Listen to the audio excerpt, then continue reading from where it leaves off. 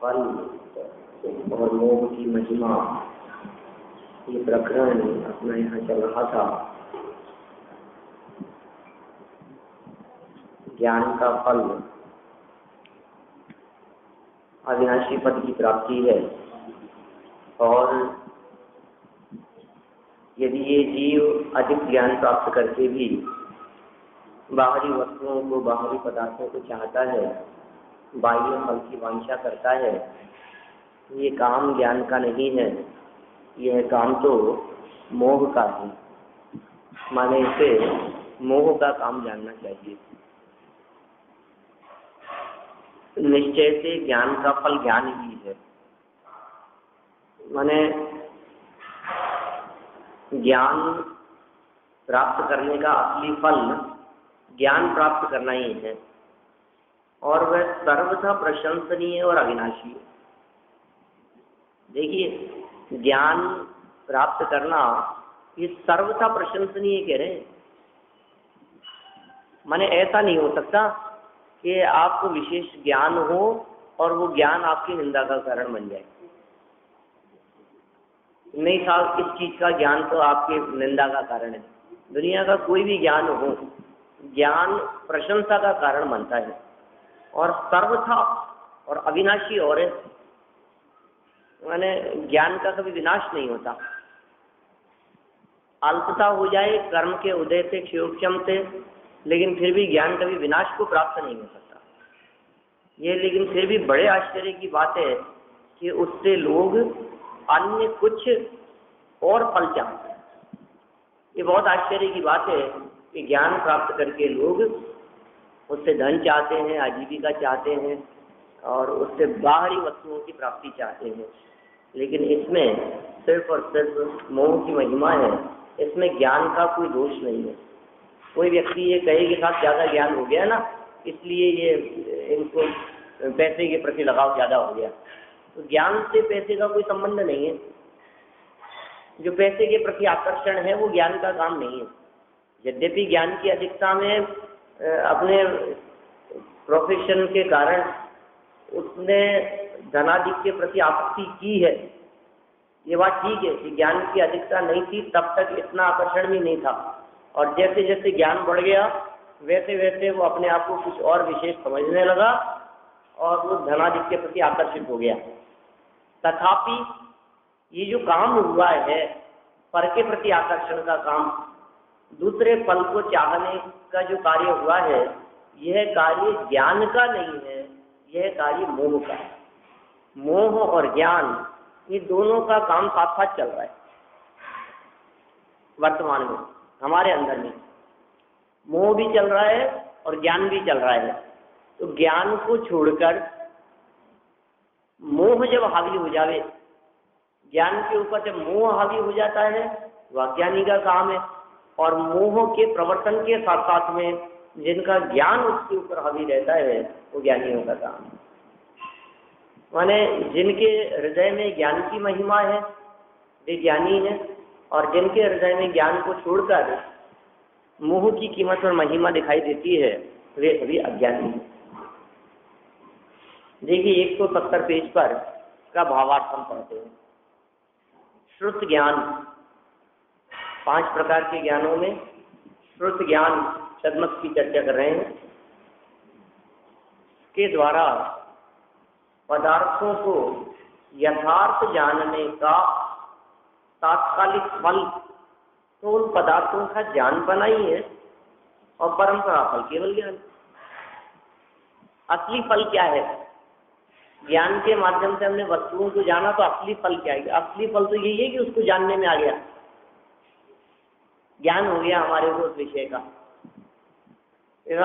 हमने इस चीज के बारे में जाना, तो अब क्या फल मिलेगा? इतनी ज्ञान हो गया, ये कोई कम फल है क्या? वो विषय समझ में आ गया, उस विषय का स्पष्टीकरण हो गया, वो विषय हमारे उपयोग में आ गया है, ये कोई कम फल नहीं है।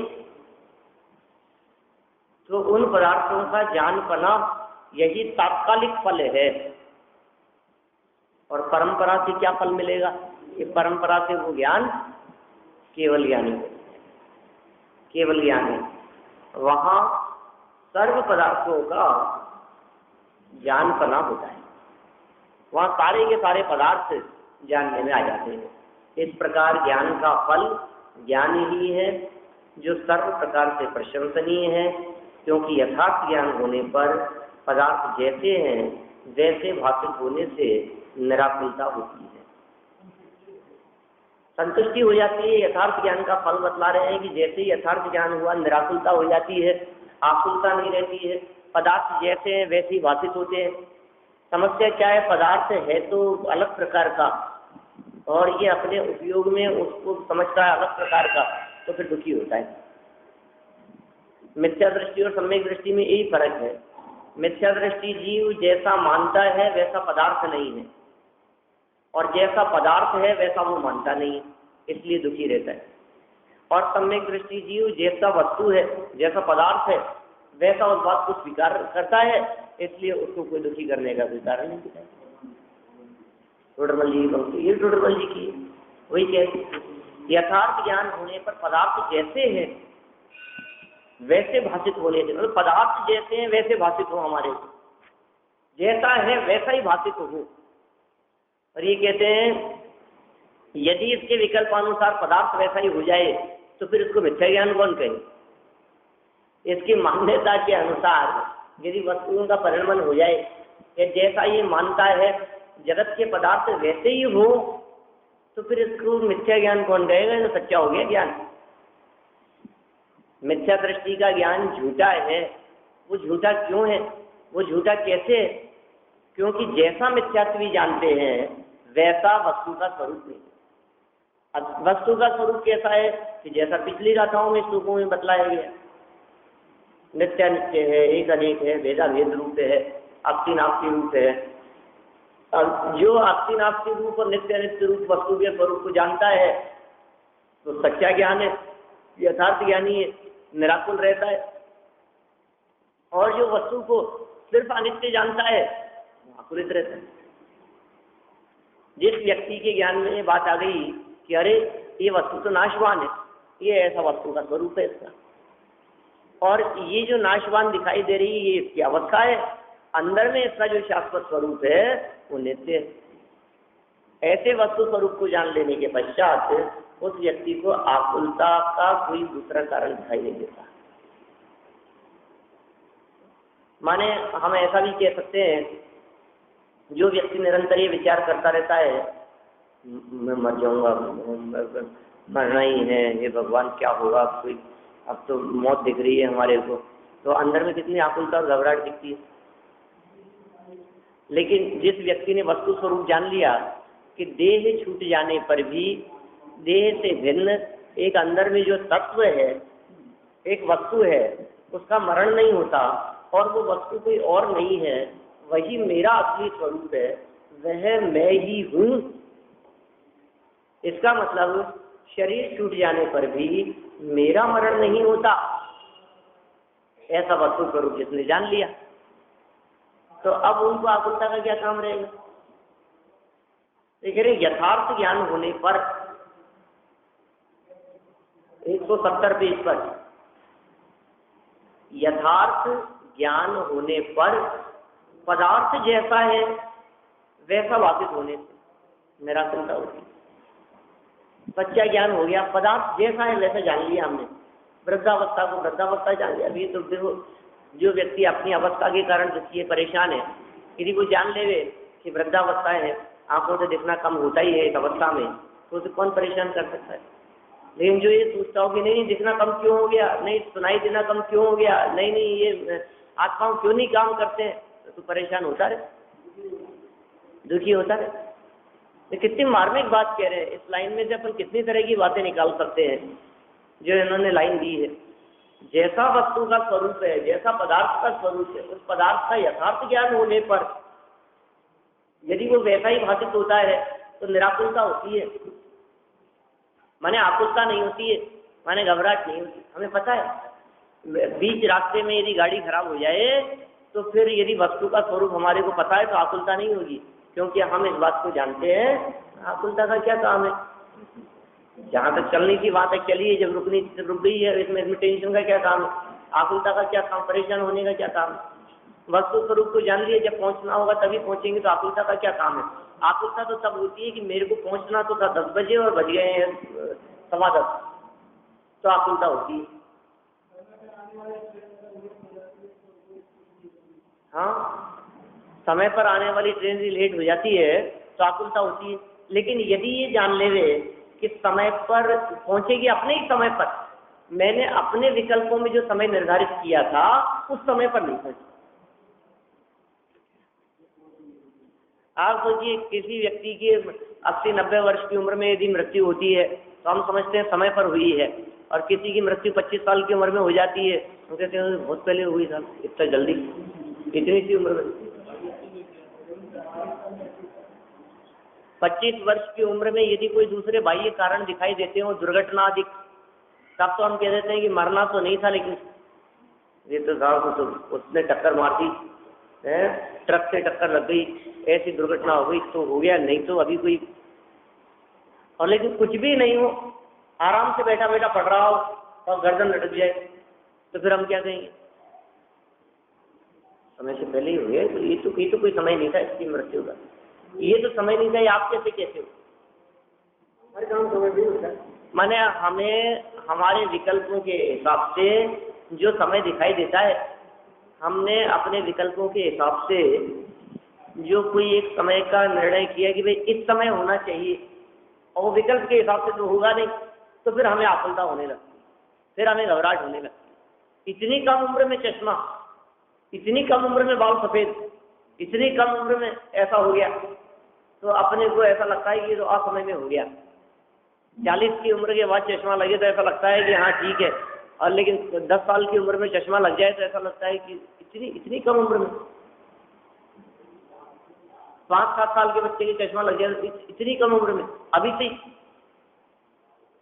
40-42 की उम्र में आपको दांत बदलवाने पड़े सारे, इतनी कम उम्र में, अभी से ही ये हाल है आपके दांतों का, अभी से ही हार्ट की प्रॉब्लम 32 साल की उम्र में, मतलब अपने को ऐसे लगता है इतने कम समय में। तो आकुलता क्यों होने लगी हमारे को, क्योंकि हमने सोचा कि ये काम तो 60 साल की उम्र में होता है, ये काम 30 साल की उम्र में हो गया, इसका मतलब हमारे को ऐसा लगता है ये तो। लेकिन आचार्य देव कह रहे हैं तुम वस्तु स्वरूप जानो।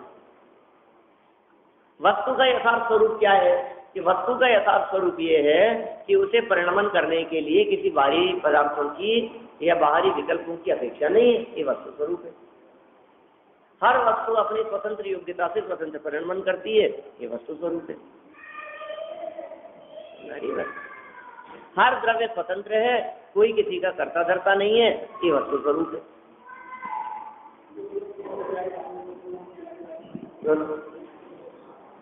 जो हो तब जा द्वार तो बनी है, डरी है कछु नाही कर ली नो निर्धार। अब बोलो जैसे ही ये वस्तु स्वरूप ख्याल में आ गया, इसलिए मुझे लगता है ऐसी पंक्ति वो उन्होंने लिखी है, वस्तु स्वरूप विचार खुशी से सब दुख संकट सहा करे। ये कैसे हो गया, वस्तु स्वरूप विचारने से सारे दुख संकटों को सहन करना और सुख पूर्वक रहना, ये बात तो समझ में नहीं आ रही, ये कैसे हुआ, ऐसा कैसे हो सकता है, क्यों नहीं हो सकता है। कह रहे ना यथार्थ ज्ञान होने पर निराकुलता आती है ना। ज्ञान यथार्थ यदि आपको होगा तो आकुलता रहित रहेंगे, आप निराकुल रहेंगे।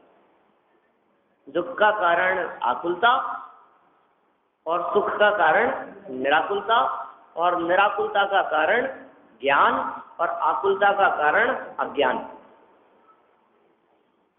ये एक ही लाइन है, इसको अपन ने 4 वाक्य बना दिए अलग अलग।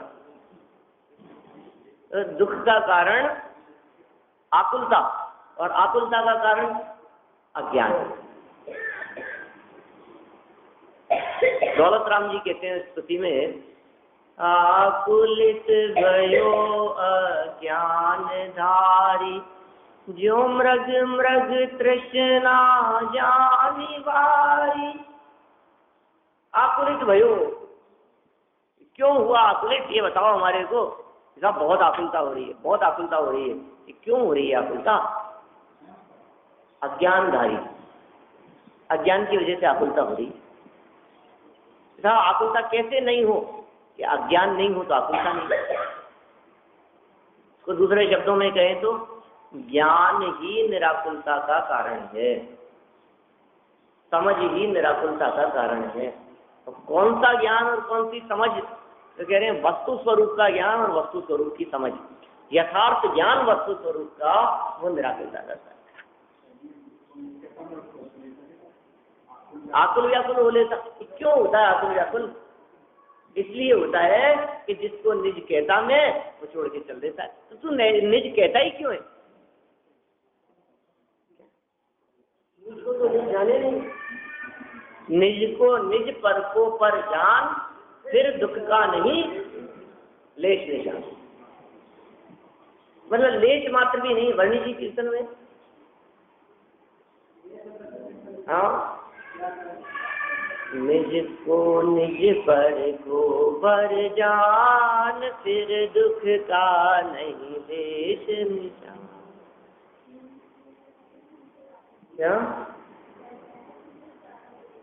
सुख दुख दाता कोई न जान, मोह राग रुष दुख की खान। क्या गजब मर्म भरा है वास्तव में। कभी कभी अपने को ज्ञानानंद स्वभाव भी ये भी बोलना चाहिए।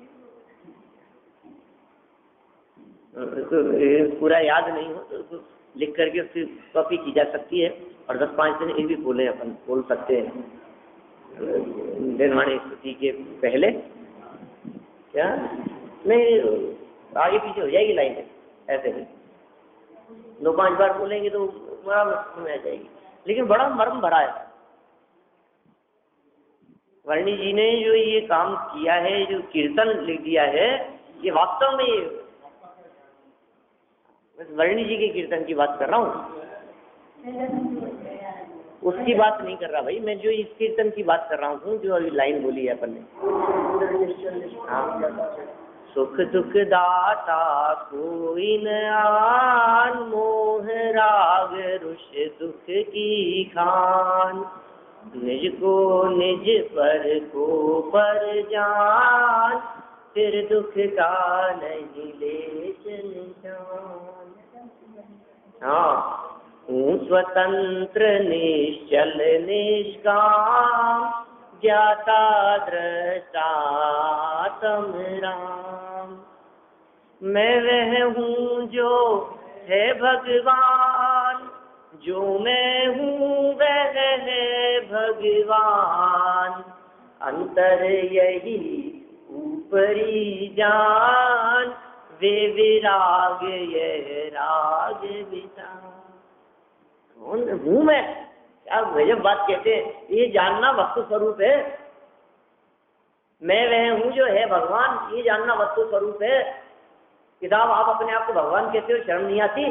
घर गृहस्थी में रहते हुए, कपड़े पहने हुए भगवान कहते हो अपने आप को?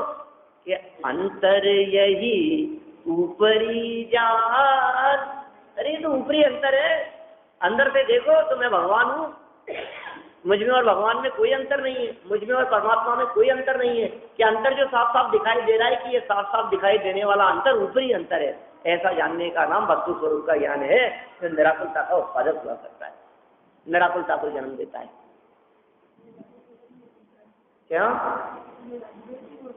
हाँ, तो राग द्वेष और वीतरागता तो ऊपर ऊपर है, स्वभाव में राग द्वेष का प्रवेश नहीं है। राग द्वेष तो उसी प्रकार है जिस प्रकार जल के ऊपर ऊपर तेल तैरता है, अंदर प्रवेश नहीं है। और पानी के ऊपर यदि आप तेल डाल दो, कितना भी डाल दो, 2 बूंद डालो कि पाव भर डालो, वो तेल पानी के अंदर नहीं जाता, ऊपर ऊपर तैरता है। तो कितना भी राग द्वेष कषाय आदि उत्पन्न हुए, वे अंदर स्वभाव में प्रवेश नहीं करते, ऊपर ऊपर तैरते। और भीतर जाकर के देखा जाए तो वही निर्मलता, वही शांति, वही निराकुलता, वही स्वरूप, वही गुण, ज्ञान दर्शन आदि वे ही अनंत गुण जो अनंत परमात्मा में, जो सिद्ध परमात्मा में, वे ही अनंत गुण, वो का वो स्वरूप वैसा का वैसा स्वरूप मेरा भी दिखाई देता है, भीतर जाकर के देखो तो भरे हुए क्षसाक्षस वैसा ही है, कोई फर्क ही नहीं। है आत्मा परमात्मा, परमात्मा ही आत्मा, हे योगी जन यह जान कर कोई विकल्प करो नहीं। है आत्मा परमात्मा, परमात्मा वही आत्मा। योगियों को कह रहे हैं, मुनिराजों को निर्देश दे रहे हैं, हे योगी जन ये जानकर कोई विकल्प मत करो, कोई विकल्प करो नहीं। ये विकल्प आकुलता उत्पन्न करते हैं और निर्विकल्प स्वरूप निराकुलता को दिखाता है।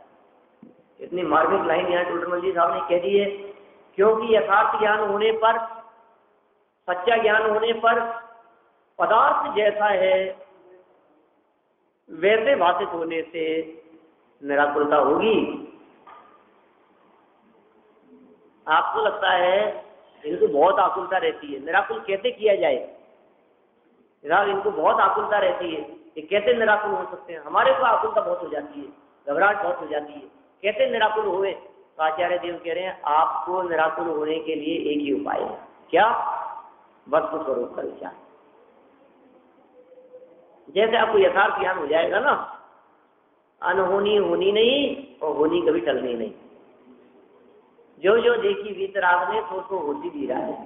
बस इस बात को स्वीकार करने का नाम वस्तु स्वरूप का यथार्थ है। वस्तु, उसका स्वरूप और उसका यथार्थ ज्ञान। पहले तो वस्तु क्या है ये नक्की करें और फिर उनका स्वरूप क्या है वो नक्की करें। जैसे मान लीजिए वस्तु क्या है, तो हमें पता लगता है कि जीव, पुद्गल, धर्म, अधर्म, आकाश, काल, दुनिया में ये 6 जाति की वस्तुएं दिखाई देती हैं। कितनी वस्तुएं दुनिया में? 6 प्रकार की, 6 जाति की। 6 वस्तुएं नहीं है।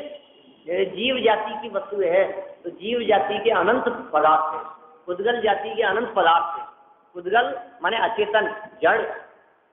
अचेतन और जड़ के साथ साथ भी, क्योंकि अचेतन और जड़ बने में तो धर्म, धर्म, आकाश, काल भी आते हैं, लेकिन पुद्गल कौन? पूर्यति गालियति लक्षण वाला जो है, स्पर्श गंध वर्ण लक्षण वाला जो है, वो है पुद्गल। जो आंखों से दिखाई देता है, जिसमें रूप रस गंध दिखाई देते हैं, पाए जाते हैं, वो सब क्या है? पुद्गल। वस्तु समझ में आ गई और पुद्गल वस्तु का स्वरूप समझ में आ गया। क्या समझ में आ गया? जो तू देखे इन आंखों को, वो सब क्या है?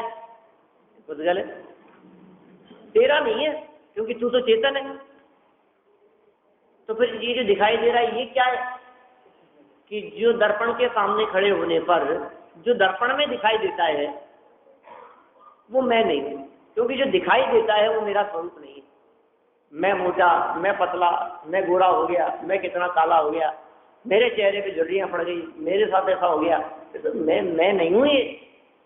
क्योंकि जो तू देखे इन आंखों को कछु न तेरा, समझ शब्द है मेरा।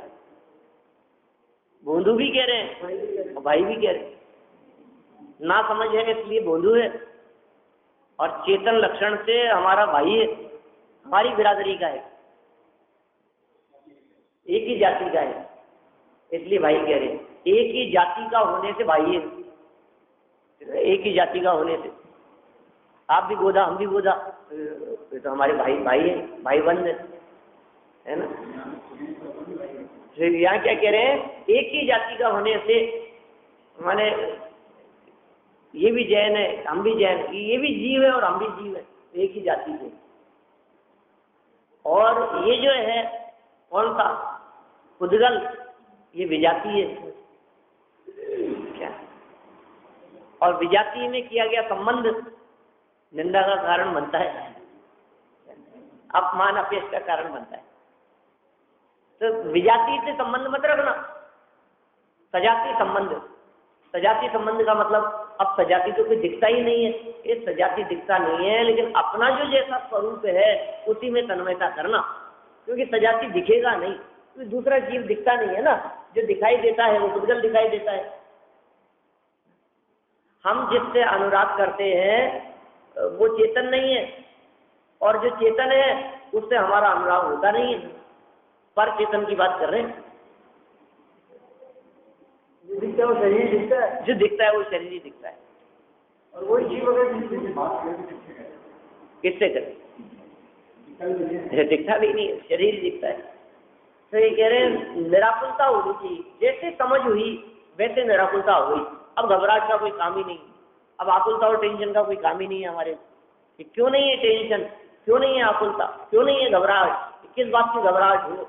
हम जानते हैं जो होगा वही होगा जो होने योग्य होगा। और आपको पता है क्या हो गया? क्या हो गया? जो होने योग्य था वही हुआ है। शांति हो गई। और आपको पता है ऐसा हो गया, न मालूम कैसे कैसे। और मतलब जिन चीजों में आश्चर्य दिखाई देता हो, हमने एक दिन ऐसे आश्चर्यों की भी चर्चा की थी किसी प्रसंग पर। पीछे किसी प्रसंग पे ऐसी चर्चा आई थी, देख करके कुछ हो गया। ज्ञानी को आश्चर्य होता ही नहीं। ज्ञानी को आश्चर्य होता ही नहीं। किस चीज का आश्चर्य हो? क्योंकि दुनिया में आश्चर्यजनक कुछ नहीं है। मुझसे बड़ा कोई आश्चर्य नहीं है। कौन से आश्चर्य की बात करें? ये धरती पर ऐसा हो गया, ये ऐसा उलट गया, और पता है क्या हुआ? तो बिल्डिंग ही हिलती है, बिल्कुल ऐसे झूलती है मीनार जैसी। हो क्या गया तो उसमें? आपको पता है उनके पास में तो सर पाकर के बैठ जाते हैं, बहुत शांति से बैठ करके सुनता है। क्या आश्चर्य लगता है अपने को।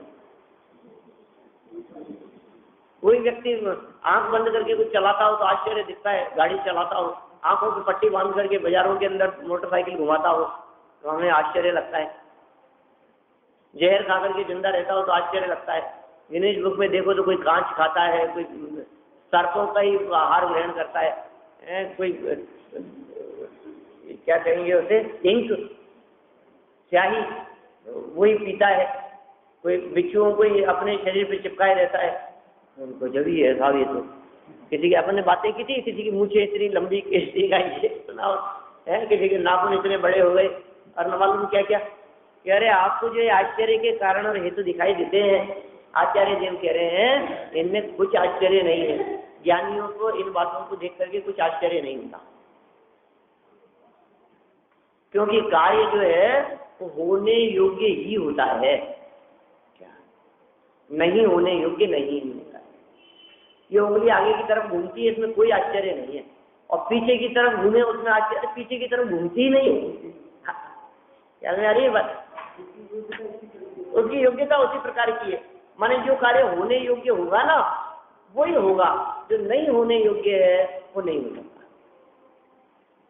जीव कभी अजीव नहीं हो सकता, अजीव कभी जीव नहीं हो सकता, पुद्गल कभी चेतन नहीं हो सकता, सोना कभी चांदी नहीं हो सकता, चांदी कभी सोना नहीं बन सकती है, सोना सोना रहेगा, चांदी चांदी रहेगी। और वो सोना और चांदी कदाचित बदल भी जाए कालांतर में, 100, 200, 1000, 2000, 10,000 वर्षों में उसके परमाणु स्वरूप हो जावे, क्योंकि पुद्गल ही है। पुद्गलों का परिणमन कैसा भी हो सकता है, लेकिन फिर भी वो सोना कभी जीव नहीं हो सकता। इन पुद्गलों के साथ में ये जीव कितने समय तक रहे कि एक आध पुद्गल भी थोड़ा सा ज्ञानवान हो जाए, चेतन हो जाए। 70 कोड़ाकोड़ी सागर तक दर्शन मोहनी कर्म के परमाणु आत्म प्रदेशों के साथ में चिपके होने पर भी उनमें से एक भी परमाणु ऐसा नहीं है जो पौद्गलिक परमाणु थोड़ा सा ज्ञानवान हो जाए। फिर हम कहते संगति का असर तो आता ही है। उस पौद्गलिक संगति का असर रंच मात्र भी चेतन पर नहीं आया, और चेतन की संगति का रंच मात्र भी असर उन पुद्गल परमाणुओं पर नहीं आया। जो भिन्न है वे भिन्न ही रहते। ऐसा स्वीकार करने का नाम यथार्थ ज्ञान है। और ये कह रहे हैं यदि वैसे ही भाषित होने लगे आपको, जैसा पदार्थ का स्वरूप है आपको यदि उसी प्रकार का भाषित होने लगे तो उससे निराकुलता होती है,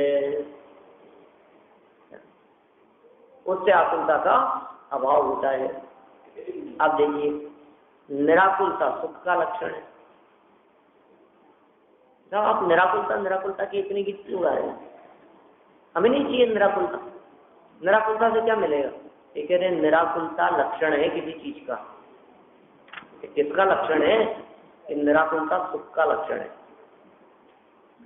माने निराकुलता को ऐसा कह सकते हैं, निराकुलता ही सुख है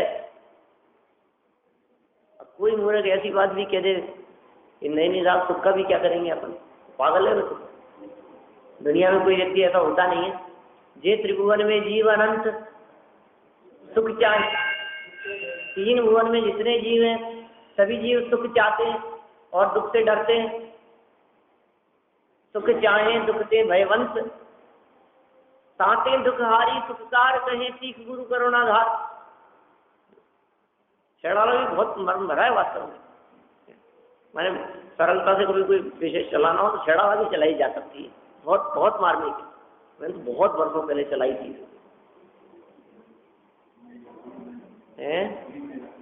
हाँ वहां भी चलाई थी, अपने यहाँ का तो मेरे को ध्यान नहीं आ रहा है शायद कराने।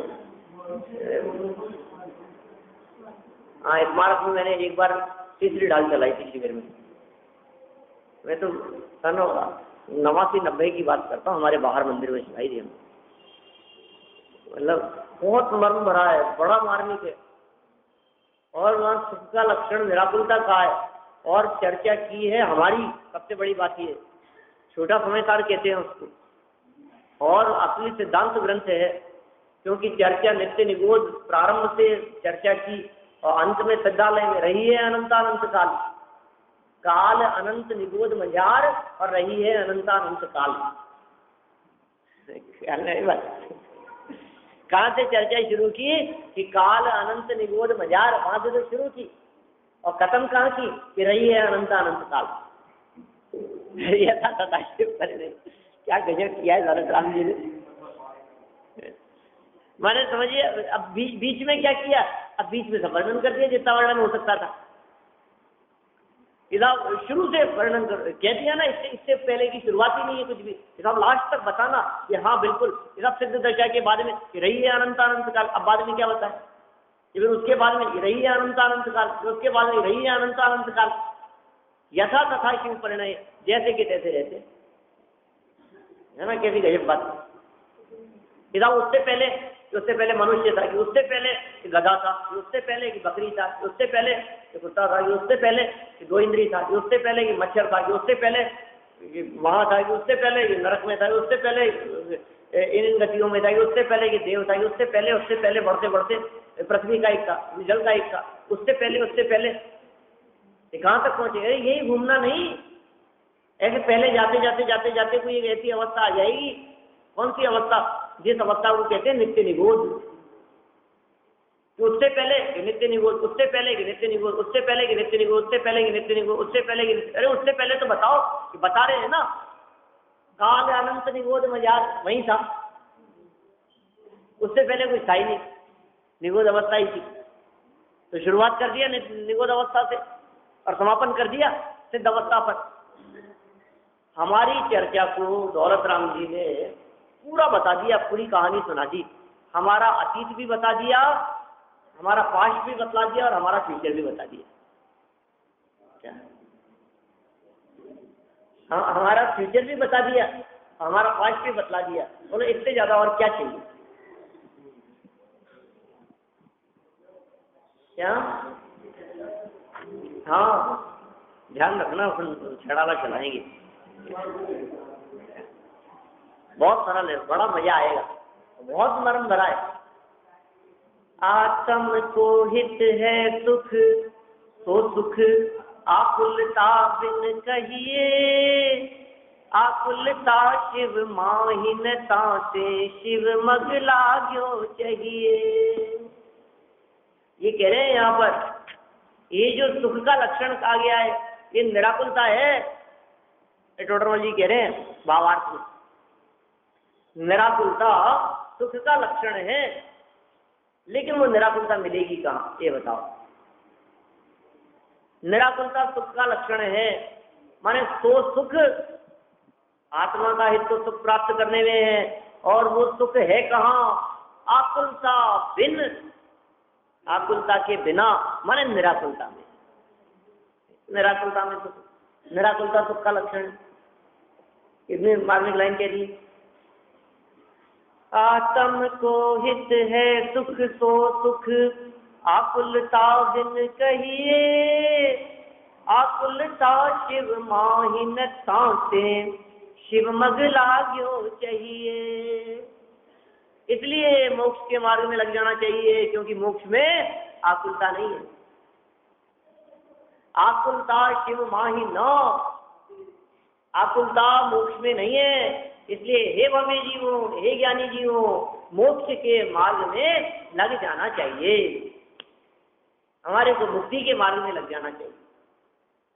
और फिर उसके बाद में चर्चा कर दी सम्यक दर्शन की, मुक्ति मार्ग की, फिर ज्ञान की, फिर चारित्र की, मोक्ष के मार्ग की चर्चा कर दी उन्होंने, मुक्ति की चर्चा कर दी।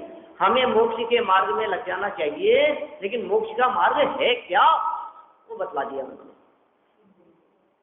तो निराकुलता सुख का लक्षण है। किसका लक्षण है? सुख का लक्षण निराकुलता। माने सुख किसे कहते हैं? लड्डू खाने में सुख है कि नहीं, कि देख लो, आकुलता हो तो सुख नहीं है और निराकुलता हो तो सुख है। सबका लक्षण है, बता दिया निराकुलता।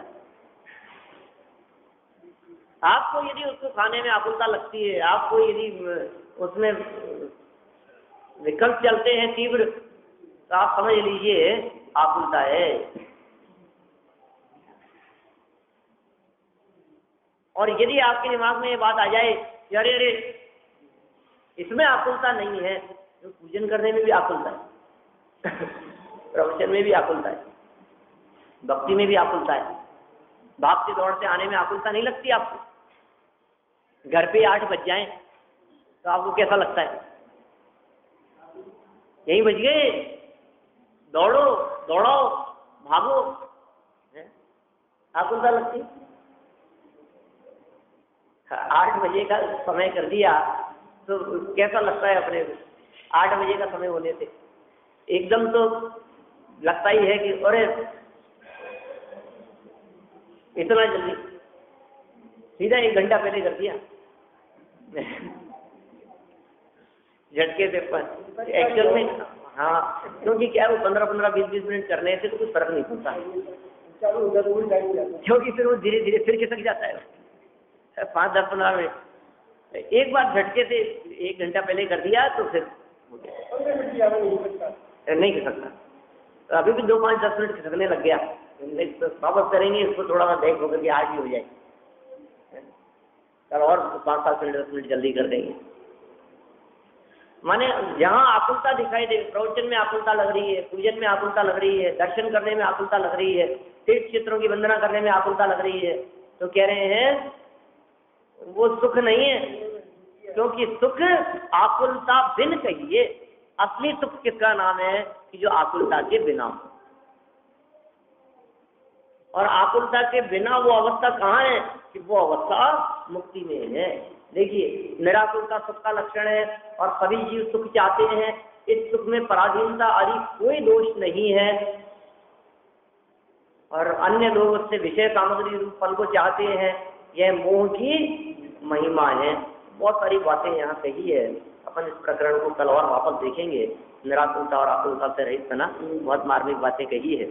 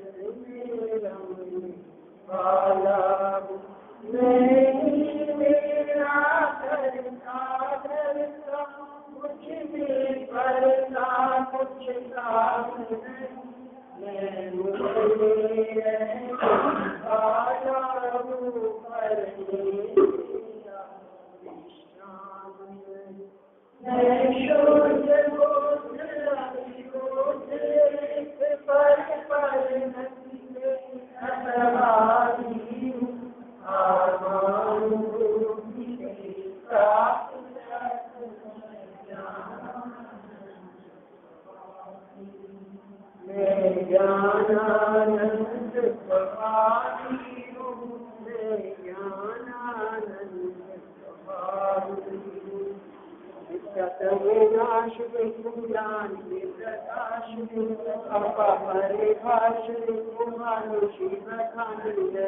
समुद्र में जान को मन में विमान पिछान को परम समानी है अनुभव सार को जीव सार को ताउन सार को भव्य मानी है जहाँ तहाँ सार को कार के उदार सुख विस्तार को ऐसी जीववाणी हमारी अनालाल की करे माता मोया हमारी भारती जो तेरा शरणा गए तो पावे तुझे जवानी के ज्ञान को तुझे धोखा दो तुम्हारी मस्तक